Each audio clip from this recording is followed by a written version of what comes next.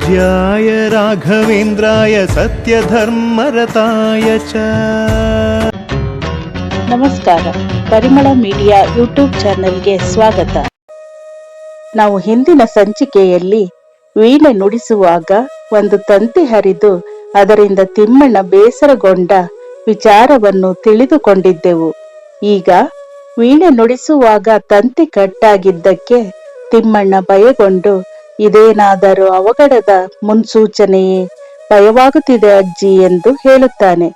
ಆಗ ಭೀಮಕ್ಕ, ಹೆದರಬಾರದು ತಿಮ್ಮಣ್ಣ, ಯಾವಾಗಲೂ ಗಂಡು ಮಕ್ಕಳು ಹೆದರಲೇಬಾರದು, ಬಂದಿದ್ದೆಲ್ಲ ಬರಲಿ, ಭಗವಂತನ ದಯೆ ಒಂದು ಇರಲಿ ಅಂತ ಧೈರ್ಯವಾಗಿ ಇರಬೇಕು ಎಂದು ಸಮಾಧಾನದ ಮಾತುಗಳನ್ನು ಹೇಳಿ ತಿಮ್ಮಣ್ಣನಿಗೆ ಭೀಮಕ್ಕ ಧೈರ್ಯ ತುಂಬುತ್ತಾಳೆ.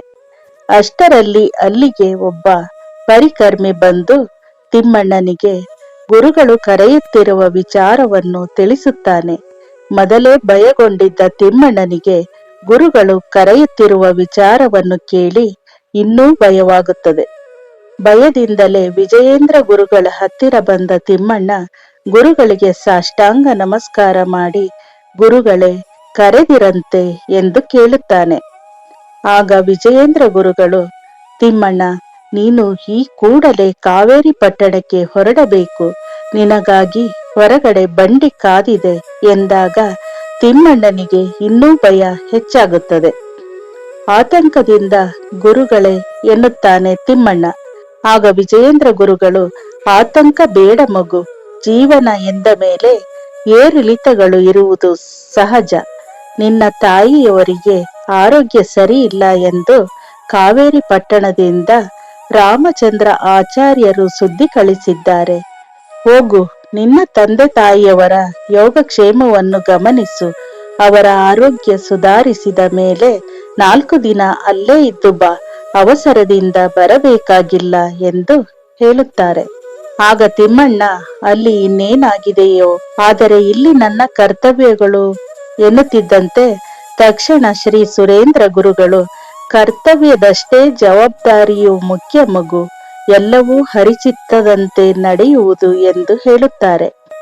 ಆಗ ವಿಜಯೇಂದ್ರ ಗುರುಗಳು, ಹೊರಡು, ನಿನಗಾಗಿ ನಿನ್ನ ತಾಯಿ ಹಂಬಲಿಸುತ್ತಿದ್ದಾಳೆ ಎಂದು ಹೇಳುತ್ತಾರೆ. ಆಗ ತಿಮ್ಮಣ್ಣ ಗುರುಗಳಿಗೆ ನಮಸ್ಕರಿಸಿ ಅವರಿಂದ ಮಂತ್ರಾಕ್ಷತೆಯನ್ನು ಪಡೆದು ಬೇಸರದಿಂದಲೇ ಅಲ್ಲಿಂದ ಹೊರಡುತ್ತಾನೆ. ತಿಮ್ಮಣ್ಣ ಹೋದ ನಂತರ ಸುರೇಂದ್ರ ಗುರುಗಳು ಕಣ್ಣು ಮುಚ್ಚಿ ಧ್ಯಾನದಲ್ಲಿ ಮಗ್ನರಾಗಿರುತ್ತಾರೆ. ಅವರನ್ನು ನೋಡಿದ ವಿಜಯೇಂದ್ರ ಗುರುಗಳು ಗಹನವಾದ ವಿಚಾರದಲ್ಲಿ ಇರುವಂತಿದೆ ಎಂದು ಕೇಳುತ್ತಾರೆ. ಹಾಗೇ ಧ್ಯಾನದಲ್ಲಿದ್ದ ಸುರೇಂದ್ರ ಗುರುಗಳು ನಿಧಾನವಾಗಿ ಕಣ್ಣು ತೆರೆದು, ಭವಿಷ್ಯದಲ್ಲಿ ತಿಮ್ಮಣ್ಣ ಎಂದು, ಮುಂದೆ ತಿಮ್ಮಣ್ಣ ಏನನ್ನು ಕಳೆದುಕೊಳ್ಳಬಹುದು ಎಂಬ ವಿಚಾರವನ್ನು ಒಗಟಿನ ರೂಪದಲ್ಲಿ ಹೇಳುತ್ತಾರೆ. ಗುರುಗಳ ಹತ್ತಿರದಿಂದ ತಿಮ್ಮಣ್ಣ ಅವಸರವಾಗಿ ಹೊರಬರುತ್ತಾನೆ. ಬಾಗಿಲಲ್ಲೇ ನಾಣಿ ತಿಮ್ಮಣ್ಣನಿಗಾಗಿ ಕಾಯುತ್ತಿರುತ್ತಾನೆ. ತಿಮ್ಮಣ್ಣನ ಅವಸರವನ್ನು ಕಂಡು, ನಾಣಿ, ವೀಣೆ ತಂತಿ ಹರಿದಾಗಲೇ ಅಂದುಕೊಂಡೆ ಹೀಗೆ ಏನೋ ಆಗಿರಬೇಕು ಅಂತ. ಅಂದು ತಂಜಾವೂರಿನಲ್ಲಿ ನಿನಗೆ ಜಯಪತ್ರ ಸಿಕ್ಕಾಗಲೇ ಕಾವೇರಿ ಪಟ್ಟಣಕ್ಕೆ ಹೋಗುವ ಕನಸಿತ್ತು. ಆಗ ಹೋಗಲಿಕ್ಕೆ ನೀನೇ ಒಪ್ಪಲಿಲ್ಲ. ಈಗ ಸ್ವಾಮಿಗಳೇ ಅಪ್ಪಣೆ ಕೊಟ್ಟು ಕಳಿಸಿ ಕೊಡುತ್ತಿದ್ದಾರೆ. ಲಕ್ಷ್ಮಕ್ಕನ ಆರೋಗ್ಯ ಸರಿಯಿಲ್ಲ ಅಂತ ಕೇಳ್ದಾಗಿಂದ ನಿನಗಿಂತ ಹೆಚ್ಚು ನನಗೆ ನೋಡಬೇಕು ಅನಿಸುತ್ತಿದೆ. ಜನಕ್ಕೆ ಜನ ಇರೋದು ಒಳ್ಳೇದು. ನಿನ್ನ ಜೊತೆ ಕಾವೇರಿ ಪಟ್ಟಣಕ್ಕೆ ನಾನೂ ಬರುತ್ತೇನೆ ಎಂದು ನಾಣಿ ಹೇಳುತ್ತಾನೆ.